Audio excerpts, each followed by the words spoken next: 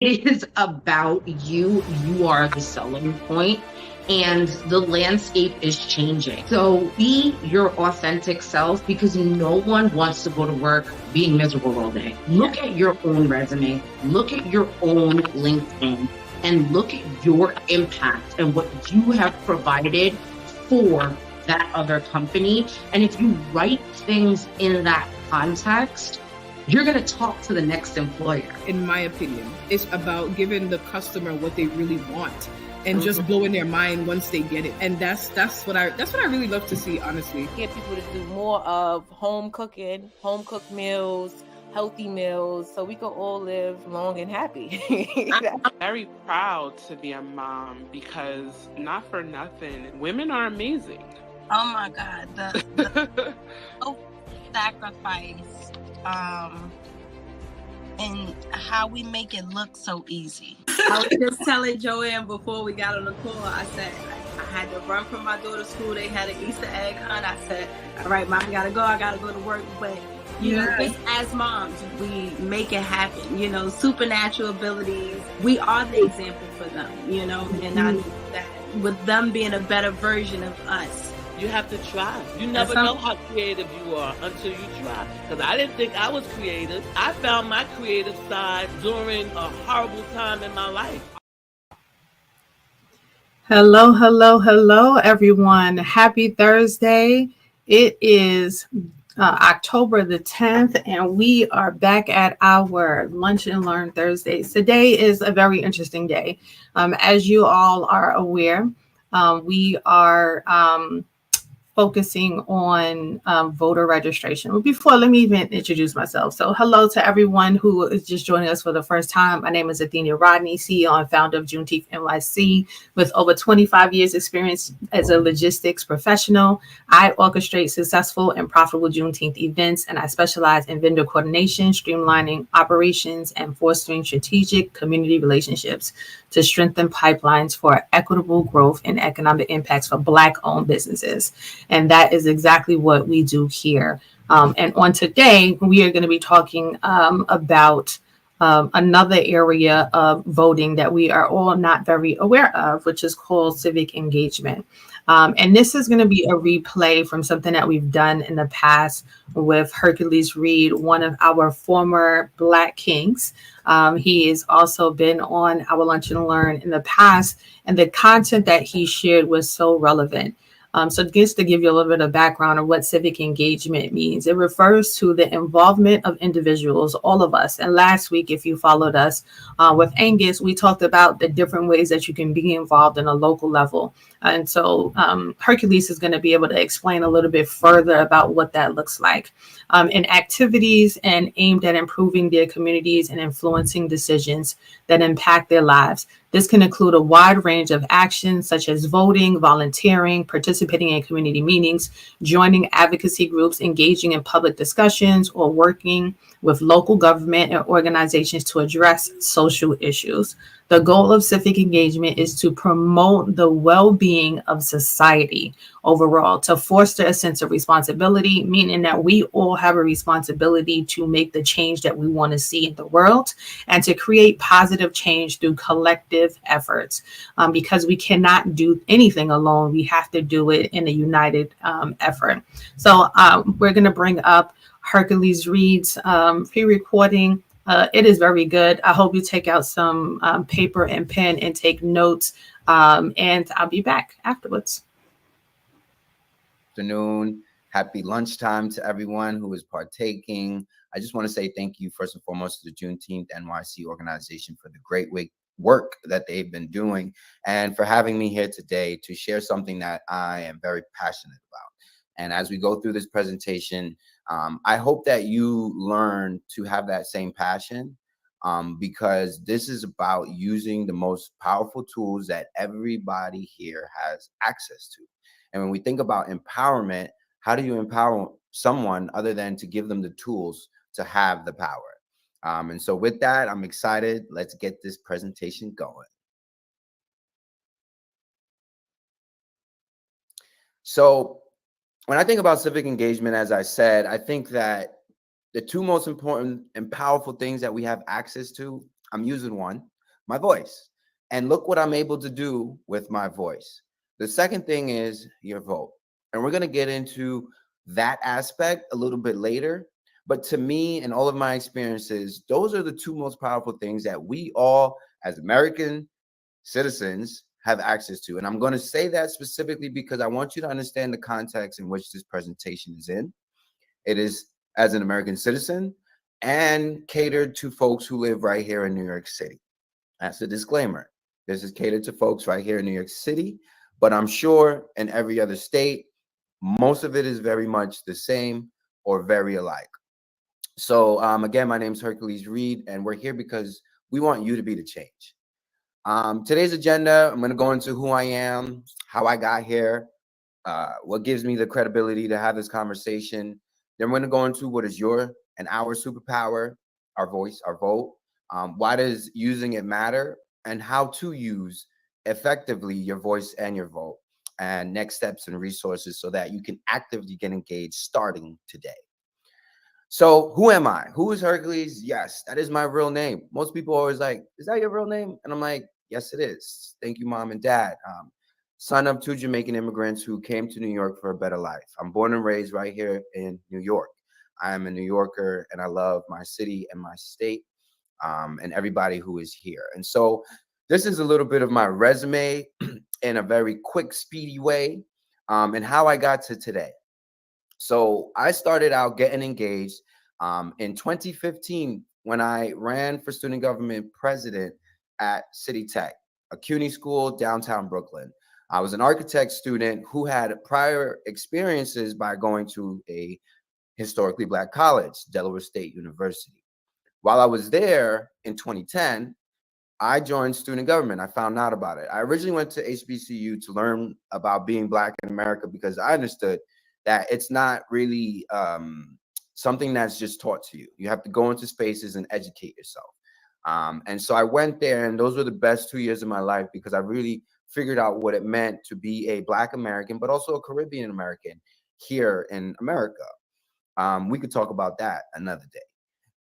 So when I got into City Tech, transferred, and I thought about all of these leadership experiences I had over time and what I was able to do to bring about change right there on my college campus, we had a budget. We were able to vote. We were able to make decisions and make changes right there on our campus. I was like, I want to do that again, but at a higher level. And so when I got to City Tech as an architect student, I said there wasn't a lot of representation as Black architects, but also in the architecture field when it comes to politics.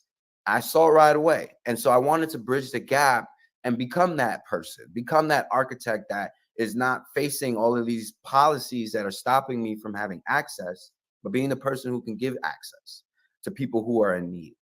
So who knew what student government really was going to entail, but it went from being student government president. I learned about lobbying and advocacy and all of these things, which we're about to go into. I also had an opportunity to be a vice chair for legislative affairs. What is that? Well, we craft policy for higher education. So if you live in New York City or New York State, there are a group of students who sit down and create a list of priorities that elected officials should be focusing on when it comes to higher education, like tuition costs for public higher ed. We focused on tuition, quality of education, and making sure we had an excellence in our education system, right? And so there's actual students while you're studying, while you're working, doing all these things, who take the time to focus on CUNY, who services 500,000 students, right? So we're representing, by using our voice, 500,000 people. And so during that time, New York City people, whether you go into Baruch, you're going to College of Staten Island, whether you're going to City Tech in Brooklyn, or you're going to BMCC in Manhattan or in the Bronx Community College or whatever, we were fighting for you. That turned into the mayor at the time, Bill de Blasio, was building out this task force because of our advocacy work to see what is going on in the CUNY system over the years and what can we do to move it forward. They selected me because at that time, I was using my voice. I was someone that they knew about because I was always using my voice when I had an opportunity. The second phase of my life was after that, where I graduated college now in 2017, and I started my first real job. I got hired to be a legislative director, which again is crafting and organizing with students on higher education. Went from that, I decided I wanted to resign. Instead of me, fighting for just higher education, as I learned along the way, there's so many issues. Let me expand on that. There's so many issues right here in my community. Let me be a voice. Again, voice. So I ran for city council. I dropped out the race. It was a lot happening at a little bit of time, and I was not prepared. I wanted more experience, so I joined government. I started working at Brooklyn Borough Hall for the Brooklyn Borough President then Eric Adams during COVID-19, where because I used my voice and I actively got engaged, I was able to help people during the pandemic in Brooklyn and all over the city get through a terrible crisis. And as we know, 2020 came around, COVID was there, people flew out into the streets when George Floyd was murdered. I, along with an amazing group of other young individuals, young leaders that I met in my time as a student advocate, hit the streets, created an organization called Strategy for Black Lives. And I continued my work understanding policy and strategy and became the legislative director for the organization, organizing marches, protests, and the alike, fighting for qualified immunity, and so many other things. Then in the third phase was where I'm at now, 2021 and 2023. I ran for the New York State Assembly. After doing all this work, I said to myself, now I am ready. I'm ready to use my voice again and have a platform. I've done the work. I've done the research. I've built an organization of people who support me. It's time to represent them. Didn't work out. It's fine. I had a great election and great experience, but it led me to where I came to next. I then went on. I was also working at the School of Construction Authority, where I had an opportunity to learn about architecture and how it connects to the city, which is what I went to school for. And now I am currently at the mayor's office as a Brooklyn North Borough Director and Citywide Youth Coordinator.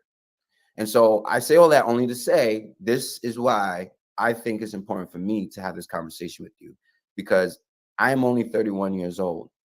And it's important that we don't look at just our elders for their experiences in these spaces. So what is our superpower? As mentioned earlier, it is our voice. Again, I'm using it right now. Your voice is something protected by the Constitution. So even though somebody may disagree with you and what you're saying, you have the right to say it with your chest, right? That's it. Your other superpower, your next biggest power that you have access to here in America is your vote. By law, you're able to vote as a citizen by 18, very young. And locally, you can get involved and vote at your community board and many other places that your voice can be heard at the local level, where your input is actually going towards change. But why does any of this even matter, right? Often we're looking at people are making us compromise, but sometimes compromise is a win in these spaces, because getting nothing is also not productive in us moving forward. And so in using our voice, as mentioned, one, why should you use it? Why can you use it? And why should you not mute it? Is because it's protected under the Constitution. Also, we use our voice to hold people accountable. We often elect people and then we shut up and we sit back and we talk to our friends and we complain. No, go talk to them. Use your voice. Maintaining your quality of life. Oh my goodness, I hate how dirty my streets are. I hate how my school is. I hate. We all say it. I hate this person. So use your voice to help maintain that quality of life in which you live in. Can't afford my housing, can't afford my rent. Now, folks, this is not a political science class, so I can only touch slightly on these things. But if you want me to go further, I'm more willing to dig deeper into these things. But you use your voice to maintain your quality of life. You use your voice to share your ideas and your opinions, right? It doesn't just matter when you're upset, right? And when things are not working. You should always use your voice. And this is not just in politics. This is a life lesson, really, when I'm talking to you today about why this is so important. This is a life lesson. Not just in politics is your voice powerful and important.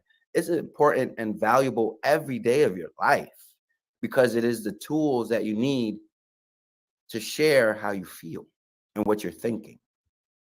Your vote is also constitutionally protected. City, state, and federal representatives are elected by a vote.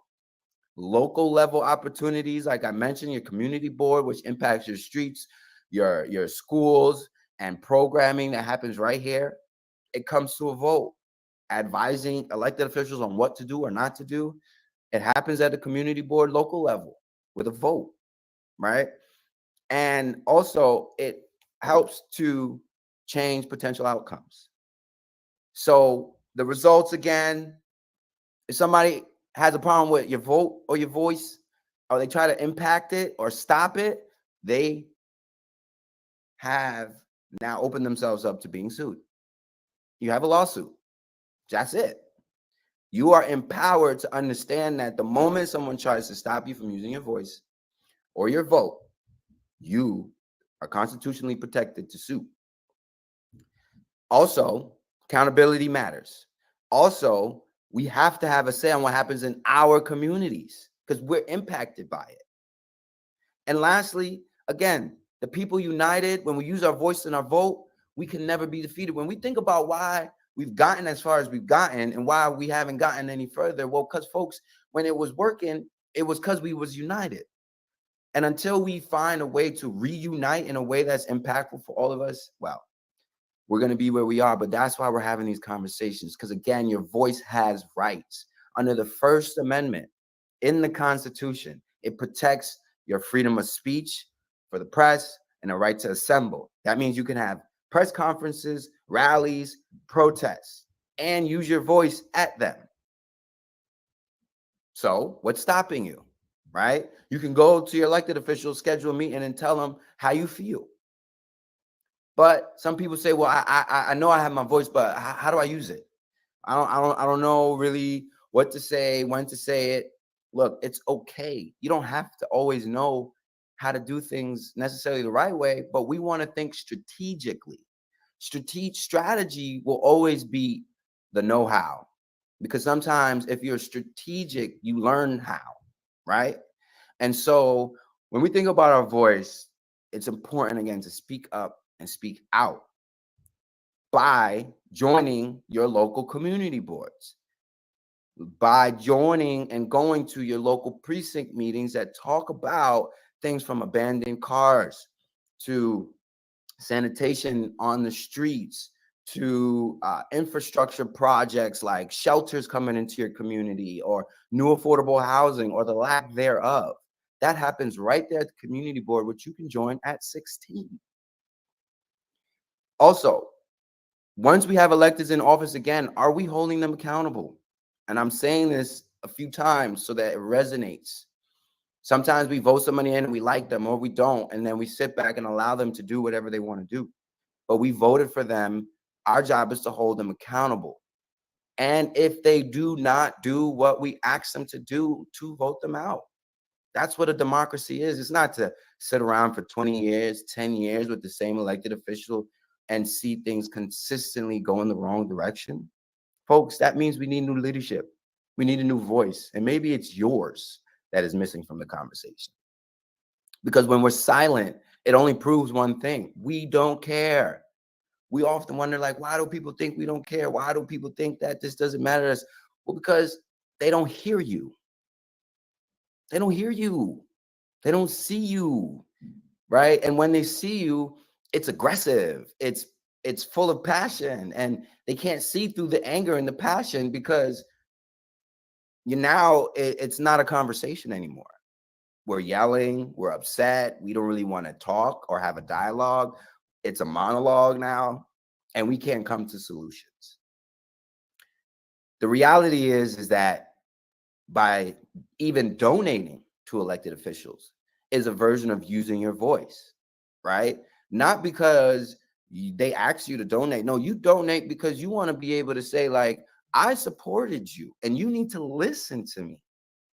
It's another tool in the toolbox. It's also you saying, again, I'm going to put my money where my mouth is.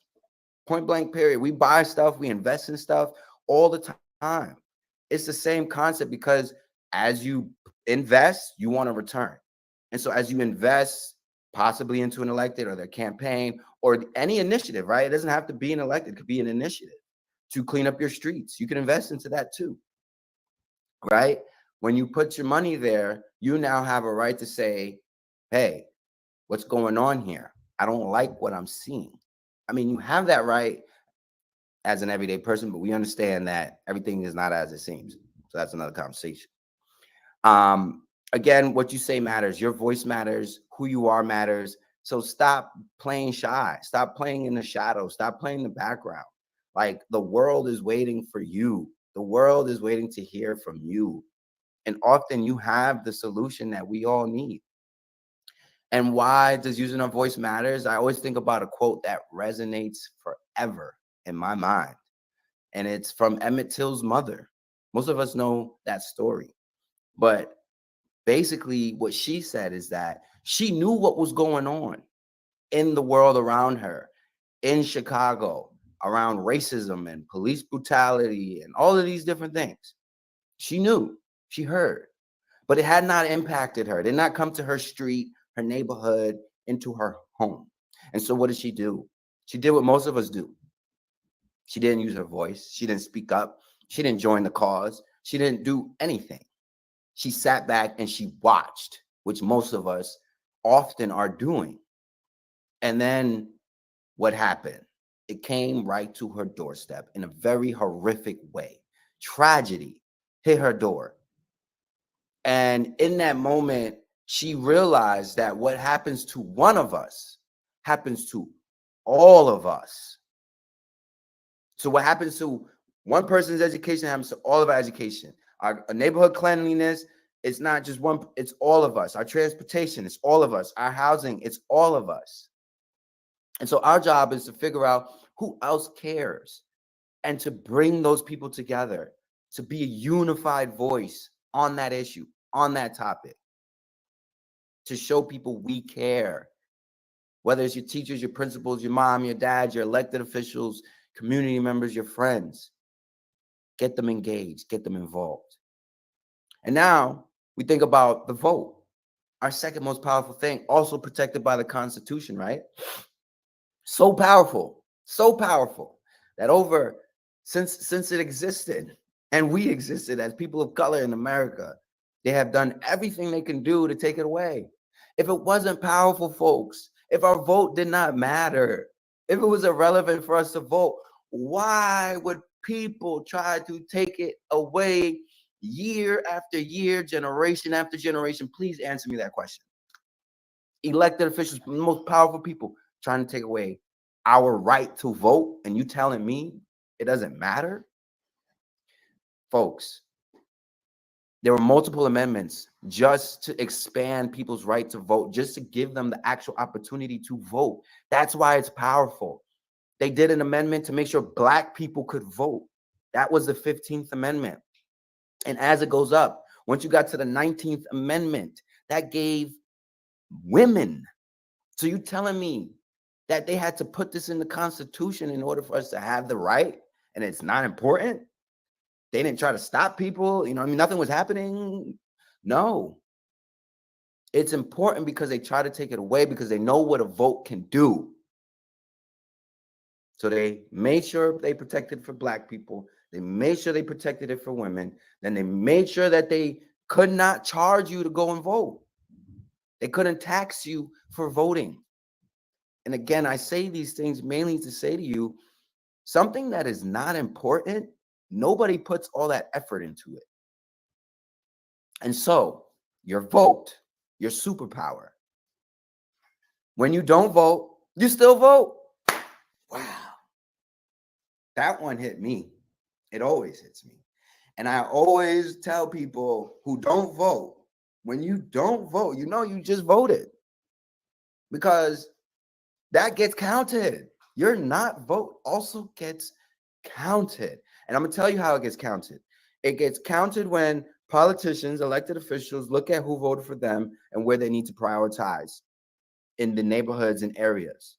They look at who used their voice to vote and who they need to respond to. Your vote is power. When you don't vote, you vote because money is allocated to these elected officials, to the community. And you now don't get a say because you didn't vote. And when you're upset at the education system, when you're upset at how the politicians are spending money, when you're upset at the policies, when you're upset at your taxes, when you're upset, guess what? You didn't vote. Why not? And when one of us don't vote, it's not just one of us not voting. We're setting a trend in the universe that's saying, like, it doesn't matter. And so, again, there's many levels we can vote on: city, state, federal level. Again, why is it so important? Well, they try to take it away. And if it wasn't important, why would they try that? And again, from the age of 16, you can locally get involved right in your community about speed bumps, about tree pruning, about playgrounds, about you name it. They talk about it. They go over it. They review it. They're made the presentations first, sometimes even before they go to elected officials. Elected officials come to community boards and say, can you tell other people that y'all support what we're doing? Sounds like power to me. Also, going back to elections, when you don't vote, you vote. Elections have consequences. And I mean, I'm not here to talk politics, but like, think about Donald Trump, because very big opportunity for a point in case. A lot of people assumed he wasn't going to win. They didn't go and vote. And he got elected for 4 years, not 8, 4. Sorry, make sure I get that on the screen. 4. And in those 4 years, he made changes and impacts to our America, because we're here, we live here, so it is ours till you leave, that are going to impact us for generations. Every president, for that matter, every mayor, every governor, they make decisions and these for generations. If you're young and you're going to get old, what they do now is going to impact you when you're a grandma. If you're a grandma and you got grandkids, what they do now is going to impact your grandkids. And so however you want to cut the turkey, however you want to slice the bread, elections have consequences, folks. And every time we don't vote and we don't show up, you're only hurting yourself, self-inflicted wounds. Now, when you don't vote again, your money, your tax-paying dollars that you pay and want to see utilized to the best of its abilities, well, guess you got no control over that either now. And so when we think about the change that we haven't seen and we're getting frustrated, we're like annoyed at why some of us are using our voice, because this is not saying that people aren't using their voice and not trying, right? It's to say, like, as a whole, we have to come together and do more and do it better and be more strategized. Without a strategy, you fail. If you fail to plan, you plan to fail. And so when we think about why change doesn't happen, we have to understand that delays to change are because often you don't even know who can fix it. You have an issue, you're mad at the wrong person. You're going and spending time and energy talking and advocating to someone that can't actually do anything, like physically, tangibly. Not that they can't use their voice or their platform, which is important. But I mean, like, in this world, you need to know who the key players are that can make the change. Not who can have the conversation, but who can make the change. And we get angry because of our actual issue, which we have the right to be. Look, I am struggling like everybody else, in the sense, student loan debt, can't afford to live in, you name it, right? So I'm going through it too. And we get upset at the circumstances, and then we blindly go into these spaces to have conversations, and we're not strategized.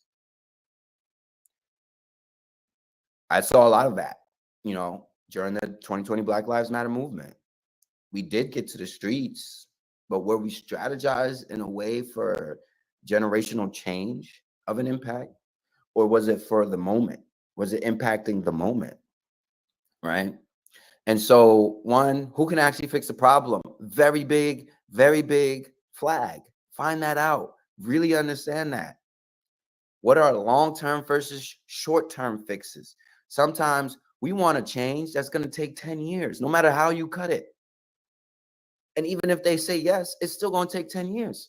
And for about 8 of them, you're going to be like, why hasn't nothing changed? So in the process of looking for long-term change, where is the short-term change? What can we do in the immediate?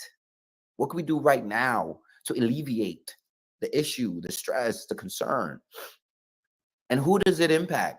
Other than you, who else can't afford rent? I mean, right now, everybody.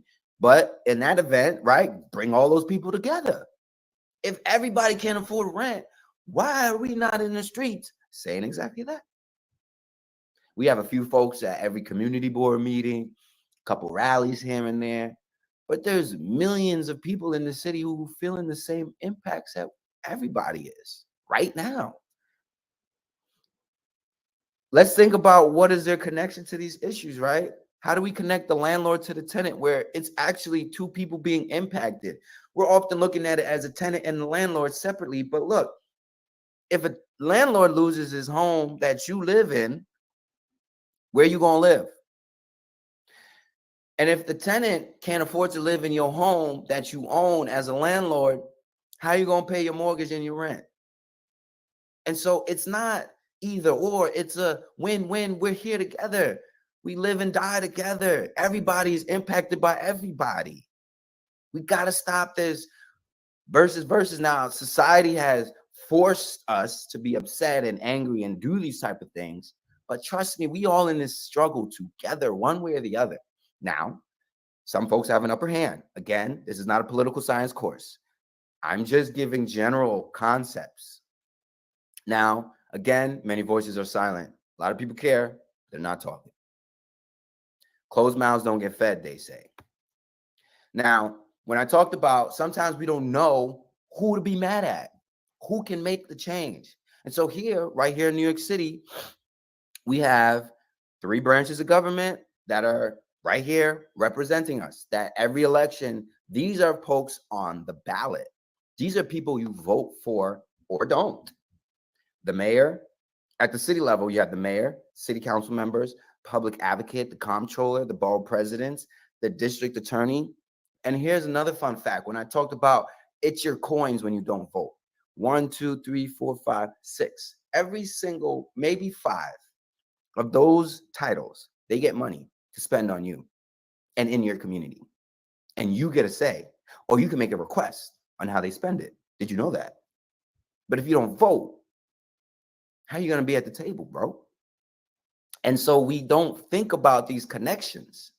And so at the state level, same thing, right? The governor, top of the food chain, but she has state senators, state assembly, attorney general, comptroller, judges. That in itself is a whole component that we never talk about. And I don't have enough time in this session to talk about judges. But trust me, those folks who decide jail or no jail, they're on your ballot first. All right. And it's not just jail or no jail that these people decide, right? When we talk about the Supreme Court decision for Roe v. Wade, for the abortion, like these people were on a ballot first. Every single one of them were on a ballot at one point. And you could have voted for them or voted for somebody else. So when we're mad at the judicial system or the judges and what they're doing or not doing, well, did you vote? Did you vote? Did you use your power? And I'm empowering you and I'm telling you why you should, because then you get to be someone whose voice and their vote comes together and makes change. President, right? And so 3 different levels of government, and each have a different responsibility role. And what are they? So in the city,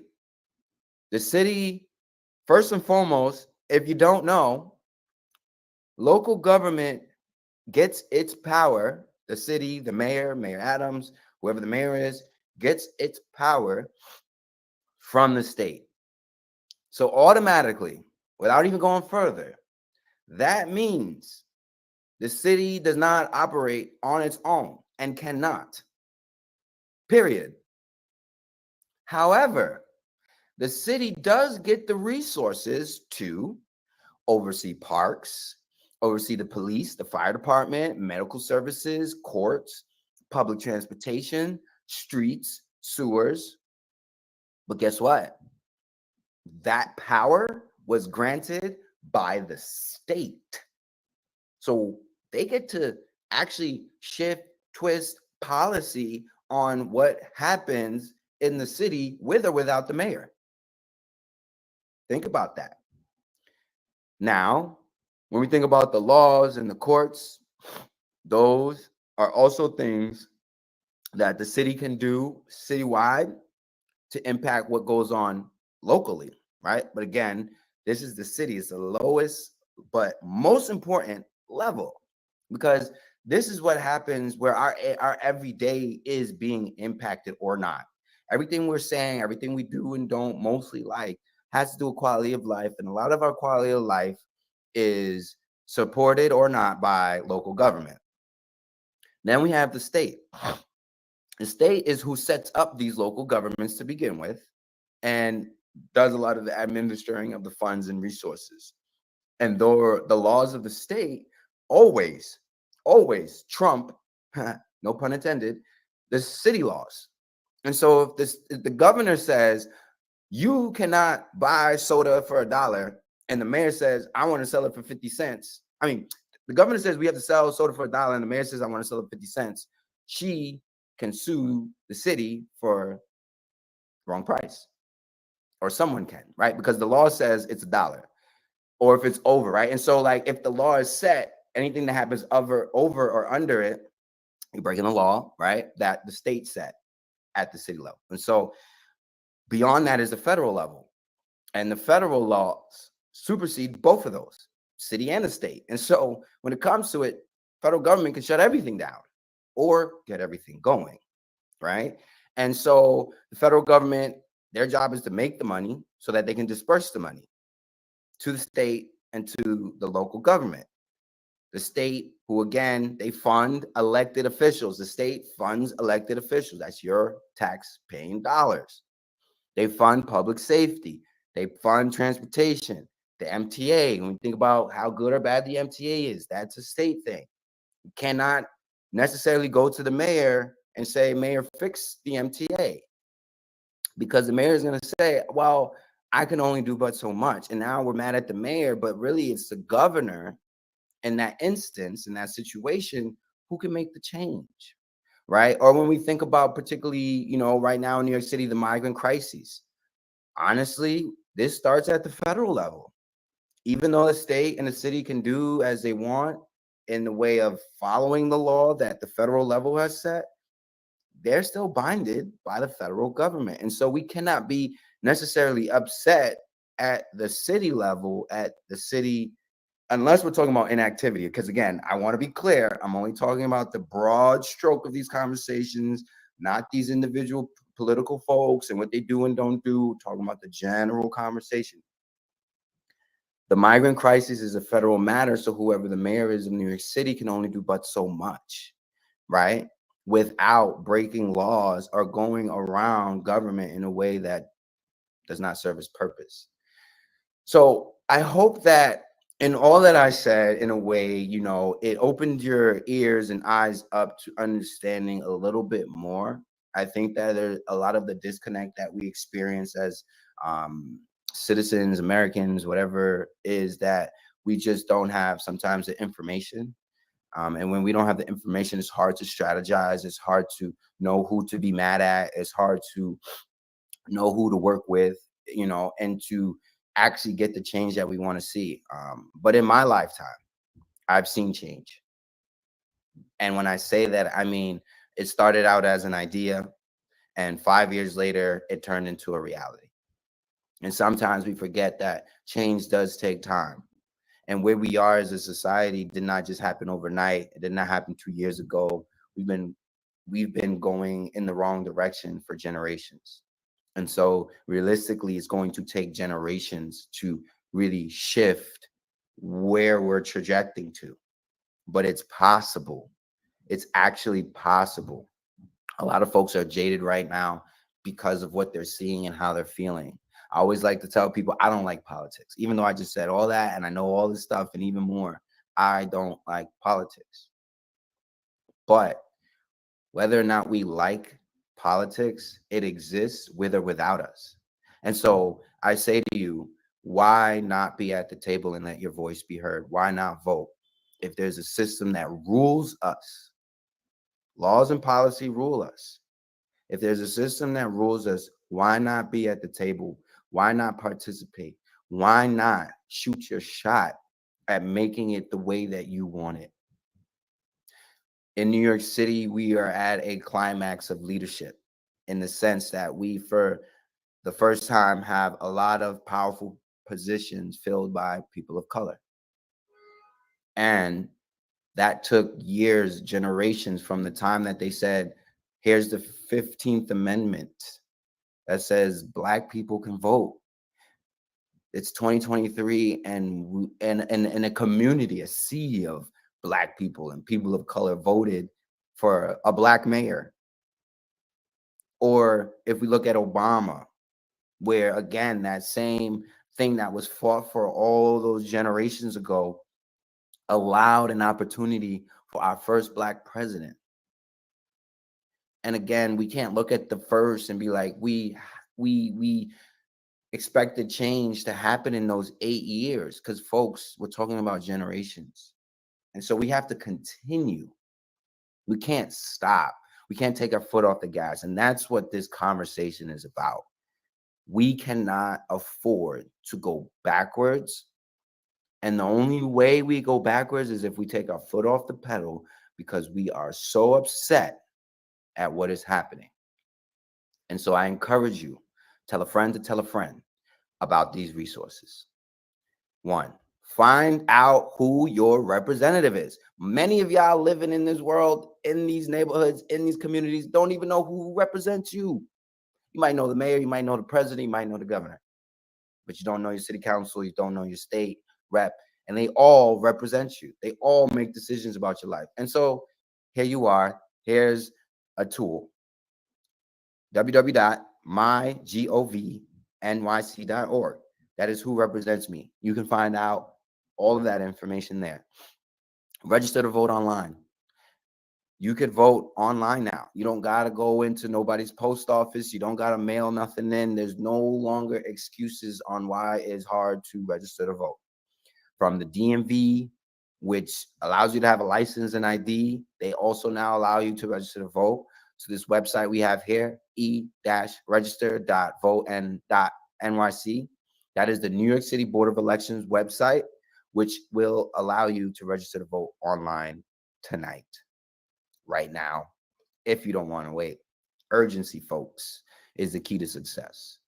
Attend your next Build the Block meeting, community council meeting, which happen right here in your local communities, where they make and talk about things, and you can bring up your issues that you're having and work to get them addressed. It's work. That's why I hesitated. It's not an easy thing to show up to the meeting and think that everything's going to be fixed. It's work, but it's possible.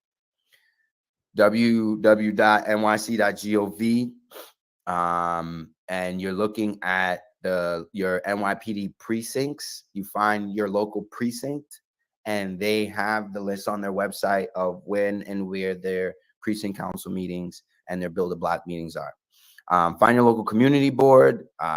Every neighborhood has a community board, and those community boards make decisions about those neighborhoods. And so, again, look for your community boards depending on your borough. Each borough has a different look, but they all have community boards. Sign up to testify. Did you know that you can use your voice and tell actual elected officials how you feel about something in a public setting where it goes on record and they can't say they did not ever know that this was said? So I encourage you to look and sign up for the next city council hearing that you have an opportunity to attend, where they're talking about art and culture, where they're talking about education, they're talking about housing, when they're talking about whatever your topic is, they have hearings for it. And so I encourage you to go and either listen or even have the courage to testify. That is council.nyc.gov /testify /. And lastly, we all need to know how to operate in the city, who does what, how to get in contact with different city agencies so that I can have an issue addressed or get a direct contact information. But did you know the city has this thing called the Green Book? It's the official NYC directory where you can look up agencies, you can find the comptroller, the public advocate, find out what they do, what are their roles, and more details on who's on their staff and their team that is supposed to respond and address certain issues. And so you know, again, who to be mad at or who to work with on an issue. Because at the end of the day, it's either you get a compromise or you walk away with the whole thing. But the goal is walking away with a victory and continuing to work towards a goal. And with that, I want to say thank you for tuning in to my TED Talk on civic engagement, right? And when I thought about civic engagement, I thought about what are the most important parts of civic engagement other than using your voice and your vote. And doing both of those things, it is a Herculean duty because it's hard, even though it's easy, because it takes commitment to change. We can't just want change. We have to be committed to the change. We have to see it through. One of the things I got to see through was the DREAM Act, but it took 5 years. I could have sat on the sidelines, but I had opportunities to continue to stay engaged, to use my voice in a different way, in a different platform. That 5 years later, the state passed a law that for the first time ever, students can have access to financial aid, scholarships, and stipends if you're undocumented.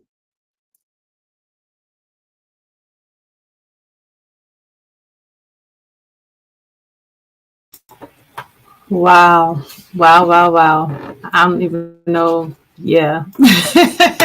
So as you can see, he said a lot. I had to look. I got my notes. I'm writing multiple notes. I went from the paper. I started off here. I went here. Look, it was a lot.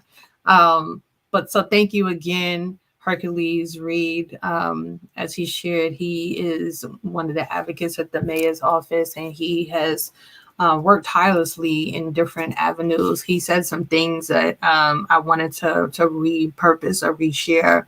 Who are you mad at? Like when you said that, I was like, ooh, that hit hard, because so many people will pick up the phone and they'll tell me. And it's funny because I'm sitting there sharing this link out to people because people are calling me and asking me questions about certain things, and they having issues and they can't get certain permits and they can't this and they can't that. And I was like, well, go to your elected official. This is what they are there for. This is why. She's like, oh, they're not going to be able to do nothing for me. I'm like, yes, they can. That's why they're elected. That's what their role is. So just hearing this again, like this is so timely. And this, I think, was done a couple of maybe 2 years ago, actually, or a year ago, should I say. When you get mad, are you speaking to the right people? What's your purpose for just getting mad and sharing it to a friend who doesn't have any authority to fix it? So when you are mad about something, go to the proper people. And he talked about the Green Book, which I wasn't even aware of. It's a document for you to be able to find out who can you speak to about what. So look up and Google search the Green Book. Being able to register to vote online, like I thought that was really important point. There we go too, because we are going into an election right now, and one of the things that he said was When you don't vote, you still vote. And I was like, yeah, when you don't vote, you still vote. And people are like, no, that's not true. My vote doesn't really count. It doesn't matter. And it's like, whether you vote or not, it both of them matter. So you might as well use your vote as in a demonstrative way to create change than to allow it to be changed for you. And I always say to people, we will sit there and we'll go back to complaining, right? We'll go back to complaining about something not being changed, but we won't go to the proper channels, or we won't do the proper things to make the change necessary. He also talked about stop playing shy. And that piece about Emmett Till's mom and what she said, and he didn't read it, but I wanted to read it. 2 months ago, I had a nice apartment in Chicago. I had a good job. I had a son. When something happened to the Negroes in the South, I said, that's their business, not mine. And how many times do you say that that's not my business? That is theirs. I don't have nothing to do with that. That person that got killed over there, that's their business. That's not mine. That person who had the flood or the fire, who got put out of their home, that's their business, not mine. All of the things that we see, and I know it's a lot, and we don't have to be in everything, but be in something. Don't just sit there and be and not make a change in your community that you want to see. Now that I know how wrong I was, the murder of my son has shown me that what happens to any of us, what happens to one person can happen to you too.